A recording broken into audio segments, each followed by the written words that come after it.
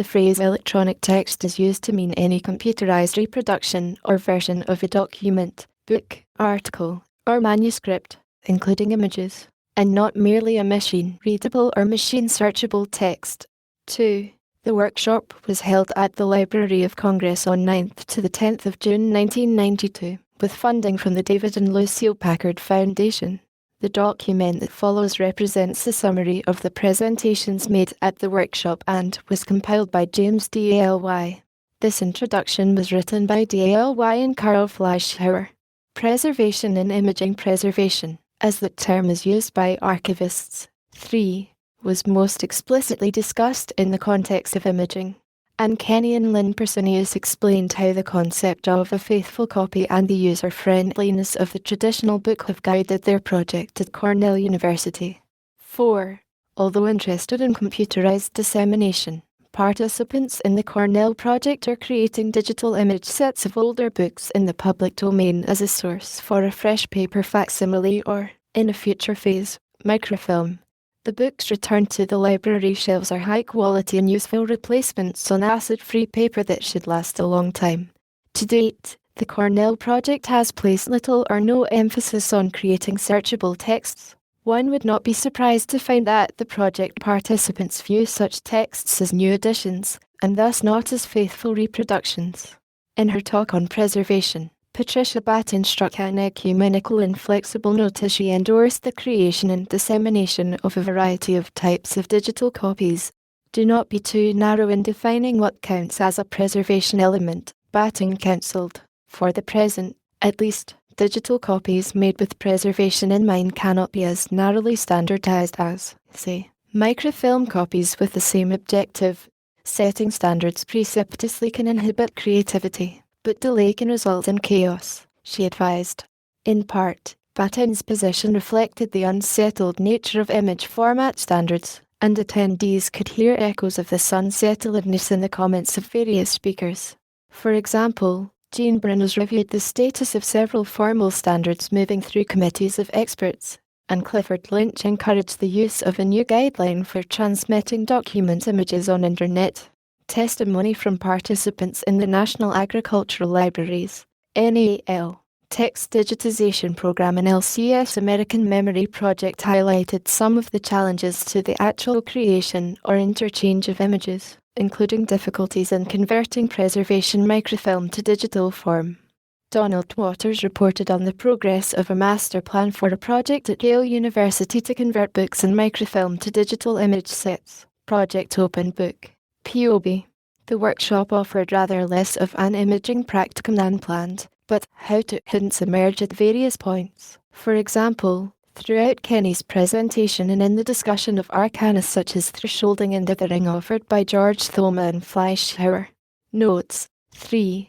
Although there is a sense in which any reproductions of historical materials preserve the human record, specialists in the field have developed particular guidelines for the creation of acceptable preservation copies. 4. Titles and affiliations of presenters are given at the beginning of their respective talks and in the directory of participants. Appendix 3. The machine-readable text markup in USC. The sections of the workshop that dealt with machine-readable text tended to be more concerned with access and use than with preservation, at least in the narrow technical sense. Michael Sparberg McQueen made a forceful presentation on the text encoding initiative as TEI, implementation of the Standard Generalized Markup Language, SGML. His ideas were echoed by Susan Hockey, Ellie Milanes, and Stuart Weibel. While the presentations made by the TEI advocates contain no practicum, their discussion focused on the value of the finished product, what the European community calls reusability, but what may also be termed durability. They argued that marking up, that is, coding, a text in a well-conceived way will permit it to be moved from one computer environment to another, as well as to be used by various users. Two kinds of markup were distinguished. 1. Procedural markup, which describes the features of a text, e.g., dots on a page. And 2. Descriptive markup, which describes the structure or elements of a document, e.g., chapters, paragraphs, and front matter. The TEI proponents emphasized the importance of texts to scholarship. They explained how heavily coded, and thus analyzed and annotated, texts can underlie research, play a role in scholarly communication, and facilitate classroom teaching. Sparberg-McQueen reminded listeners that a written or printed item, e.g., a particular edition of a book, is merely a representation of the abstraction we call a text. To concern ourselves with faithfully reproducing a printed instance of the text, Sparberg-McQueen argued, is to concern ourselves with the representation of a representation.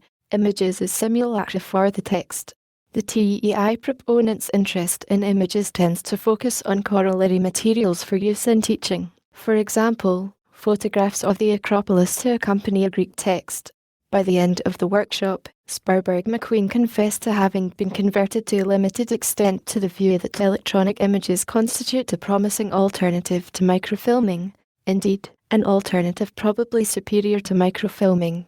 But he was not convinced that electronic images constitute a serious attempt to represent text in electronic form. Hockey and Milan has also conceded that their experience at the Peers Symposium the previous week at Georgetown University and the present conference at the Library of Congress had compelled them to re-evaluate their perspective on the usefulness of text as images. Attendees could see that the text and image advocates were in constructive tension, so to say. 3 non-tape presentations described approaches to preparing machine-readable text that are less rigorous and thus less expensive. In the case of the papers of George Washington, Dorothy Tohig explained that the digital version will provide a not quite perfect rendering of the transcribed text, some 135,000 documents, available for research during the decades while the perfect doorprint version is completed. Members of the American Memory Team and the staff of NOL's text digitization program, see below, also outlined a middle ground concerning searchable texts. In the case of American Memory, contractors produce texts with about 99% accuracy that serve as browse or reference versions of written or printed originals. End users who need faithful copies or perfect renditions must refer to accompanying sets of digital facsimile images or consult copies of the originals in a nearby library or archive.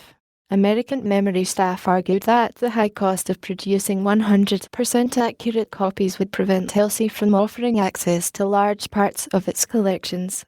The machine-readable text methods of conversion. Although the workshop did not include a systematic examination of the methods for converting texts from paper, or from facsimile images, into machine-readable form, nevertheless, various speakers touched upon this matter. For example, Weibel reported that OCLC has experimented with the merging of multiple optical character recognition systems that will reduce errors from an unacceptable rate of 5 characters out of every EL,0002 to an unacceptable rate of 2 characters out of every EL,000. Pamela Andre presented an overview of NOL's text digitization program and Judith Zitter discussed the technical details. Zitter explained how NAL purchased hardware and software capable of performing optical character recognition, OCR, and text conversion and used its own staff to convert texts. The process, Zitter said, required extensive editing and project staff found themselves considering alternatives, including recceing and or creating abstracts or summaries of texts. NAL reckon costs at $7 per page. By way of contrast, Ricky Irway explained that American Memory had decided from the start to contract out conversion to external service bureaus. The criteria used to select these contractors were cost and quality of results, as opposed to methods of conversion. Irway noted that historical documents or books often do not lend themselves to OCR. Bound materials represent a special problem. In her experience, quality control, inspecting incoming materials, counting errors in samples posed the most time-consuming aspect of contracting out conversion. Irway reckoned American Memory's costs at $4 per page, but cautioned that fewer cost elements had been included than in NAL's figure. Options for dissemination. The topic of dissemination proper emerged at various points during the workshop. At the session devoted to national and international computer networks, Lynch, Howard Besser, Ronald Larson, and Edwin Brown Rick highlighted the virtues of Internet today and of the network that will evolve from Internet. Listeners could discern in these narratives a vision of an information democracy in which millions of citizens freely find and use what they need. Lynch noted that a lack of standards inhibits disseminating multimedia on the network, a topic also discussed by Besser. Larson addressed the issues of network scalability and modularity and commented upon the difficulty of anticipating the effects of growth in orders of magnitude. Brownrigg talked about the ability of packet radio to provide certain links in a network without the need for wiring. However, the presenters also called attention to the shortcomings and incongruities of present-day computer networks. For example, 1. Network use is growing dramatically, but much network traffic consists of personal communication, email. 2. Large bodies of information are available, but a user's ability to search across their entirety is limited. 3. There are significant resources for science and technology, but few network sources provide content in the humanities. 4. Machine-readable texts are commonplace, but the capability of the system to deal with images, let alone other media formats, lags behind. A glimpse of a multimedia future for networks, however, was provided by Maria Libran in her overview of the online journal of current clinical trials, OJT, and the process of scholarly publishing online. The contrasting form of the CD-ROM disc was never systematically analysed, but attendees could glean an impression from several of the show-and-tell presentations. The Perseus and American Memory examples demonstrated recently published discs, while the descriptions of the Abacus version of the papers of George Washington and Chadwick Healy's Patrologia Latina database, PLD, told of discs to come. According to Eric Hilica, PLD's principal focus has been on converting Jacques Paul Magna's definitive collection of Latin texts to machine-readable form.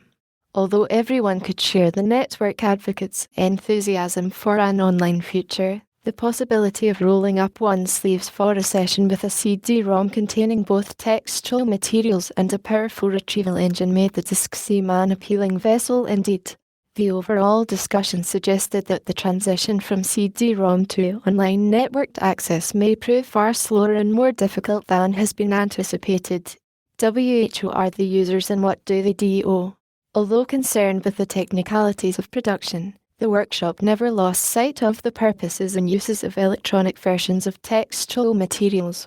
As noted above, those interested in imaging discussed the problematical matter of digital preservation, while the TEI proponents described how machine-readable texts can be used in research. This latter topic received thorough treatment in the paper read by Avra Michelson. She placed the phenomenon of electronic texts within the context of broader trends in information technology and scholarly communication. Among other things, Michelson described online conferences that represent a vigorous and important intellectual forum for certain disciplines. Internet now carries more than 700 conferences, with about 80% of these devoted to topics in the social sciences and the humanities. Other scholars use online networks for distance learning. Meanwhile, there has been a tremendous growth in end-user computing. Professors today are less likely than their predecessors to ask the campus computer center to process their data. Electronic texts are one key to these sophisticated applications, Michelson reported, and more scholars in the humanities now work in an online environment. Toward the end of the workshop, Michael Lesk presented a corollary to Michelson's talk, reporting the results of an experiment that compared the work of one group of chemistry students using traditional printed text and two groups using electronic sources. The experiment demonstrated that in the event one does not know what to read, one needs the electronic systems. The electronic systems hold no advantage at the moment if one knows what to read, but neither do they impose a penalty. D.L. White provided an anecdotal account of the revolutionizing impact of the new technology on his previous methods of research in the field of classics. His account, by extrapolation, served to illustrate in part the arguments made by Michelson concerning the positive effects of the sudden and radical transformation being wrought in the way scholars work. Susan Voucher and Joanne Freeman delineated the use of electronic materials outside the university. The most interesting aspect of their use, Freeman said, could be seen as a paradox. Teachers in elementary and secondary schools requested access to primary source materials but, at the same time,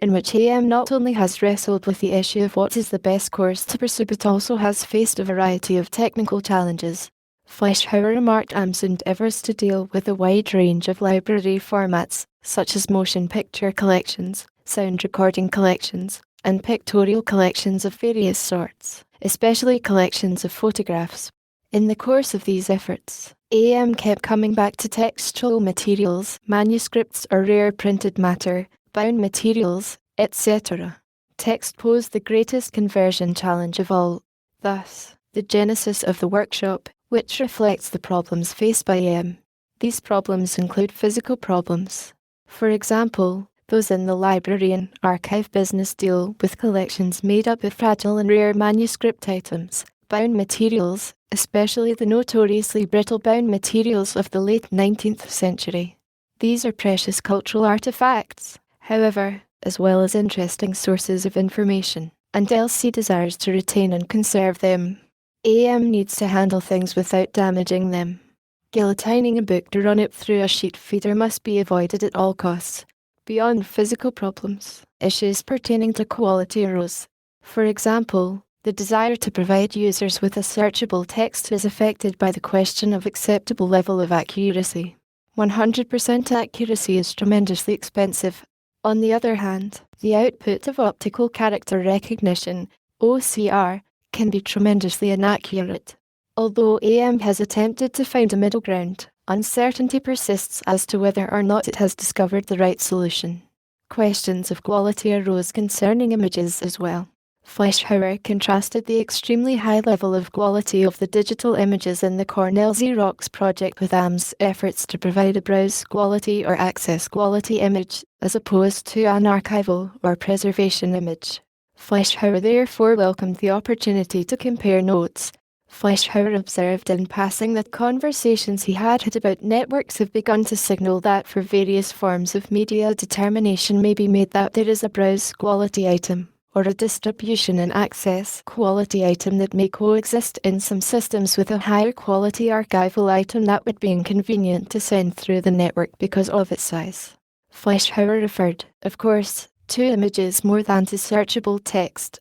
As AM considered those questions, several conceptual issues arose. Ought AM occasionally to reproduce materials entirely through an image set, at other times, entirely through a text set, and in some cases, a mix?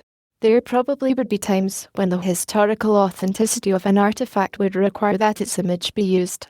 An image might be desirable as a recourse for users if one could not provide 100% accurate text. Again, AM wondered, as a practical matter, if a distinction could be drawn between rare printed matter that might exist in multiple collections, that is, in 10 or 15 libraries. In such cases, the need for perfect reproduction would be less than for unique items. Implicit in his remarks, Fleischhauer conceded, was the admission that AM has been tilting strongly towards quantity and drawing back a little from perfect quality. That is, it seemed to AM that society would be better served if more things were distributed by LC, even if they were not quite perfect, than if fewer things, perfectly represented, were distributed. This was stated as a proposition to be tested, with responses to be gathered from users. In thinking about issues related to reproduction of materials and seeing other people engaged in parallel activities, AM deemed it useful to convene a conference. Hence, the workshop. Fleischhauer thereupon surveyed the several groups represented. 1. The world of images, image users and image makers. 2.